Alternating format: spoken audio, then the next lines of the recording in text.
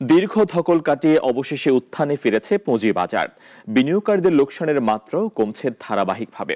নীতি নির্ধারণী মহলের সম্মিলিত প্রচেষ্টা ও রাজনৈতিক ইতিবাচক পরিস্থিতিতে এগোচ্ছে শেয়ার বাজার। সানি আহমেদের রিপোর্ট।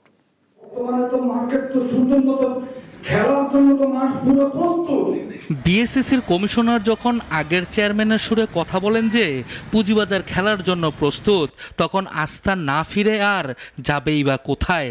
তবে প্রধান উপদেষ্টার সঙ্গে বিএনপির ভারপ্রাপ্ত চেয়ারম্যানের বৈঠক, আসন্ন নির্বাচন ও নীতি নির্ধারণী মহলগুলোর সম্মিলিত প্রচেষ্টায় অনেকটাই ঘুরেছে পুঁজিবাজার। গত 9 কার্যদিবসের মধ্যে একদিন ছাড়া সব দিনই ইতিবাচক আচরণ করেছে শেয়ার বাজার। এ সময় সূচক বেড়েছে 281 পয়েন্ট। দৈনিক লেনদেন 200 কোটির ঘর পেরিয়ে উন্নীত হয়েছে 500 কোটির ঘরে। এছাড়া বাজার মূলধনও বেড়েছে প্রায় 19,000 কোটি টাকা। নতুন গভর্নমেন্ট যদি একটা সামনে ইলেকশনটা হয়, ইলেকশন হলে আশা করি আমরা মার্কেটটা একটা ভালো একটা ইনভেস্টমেন্টের জন্য সুযোগ আসবে এবং ব্যাংক থেকে আমার মনে হয় বন্ড থেকে মার্কেটে যারা ইনভেস্টমেন্ট করবে তারা ভালো একটা রিটার্ন পাবে।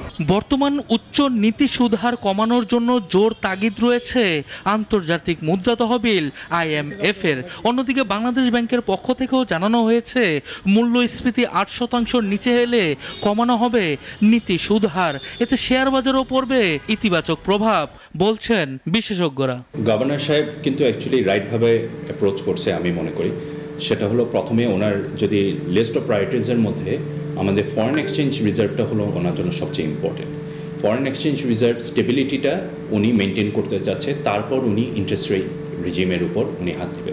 পুঁজিবাজারের ক্যান্সার নেগেটিভ ইকুইটি সমাধানে বিএসইসি যে পথে হাঁটছে সেটি কার্যকর হওয়া নিয়ে রয়েছে অনিশ্চয়তা। তাই দুর্বল ব্যাংকগুলোকে যেভাবে সরকার বাঁচিয়েছে, তেমনি করে 10,000 কোটি টাকার নেগেটিভ ইকুইটির সমাধানও জরুরি বলে মনে করছেন এই বিশেষজ্ঞ। নেগেটিভ ইকুইটি এখনো পর্যন্ত একটা বড় ইস্যু। নেগেটিভ ইকুইটির রেজলিউশনটা আমি মনে করি যে সরকারকে খুব স্ট্রংলি দেখা উচিত। যে পদ্ধতিতে হয়তোবা বিসেক চিন্তা করছে যে তারা নেগেটিভ ইকুইটিটাকে রিজলভ করবে, এটা হয়তোবা ওই পদ্ধতিতে নাও করা যেতে পারে। দেরিতে হলো সরকার বর্তমান শেয়ার বাজারকে ভালো করতে দেখাচ্ছে আন্তরিকতা। তবে সেন্সিটিভ এ মার্কেটের তাল রক্ষার নানা চ্যালেঞ্জ নিয়ে বিএসইসিকে এগোতে হবে, এমনটাই মনে করছেন সংশ্লিষ্টরা। সানি আহমেদ, নাগর।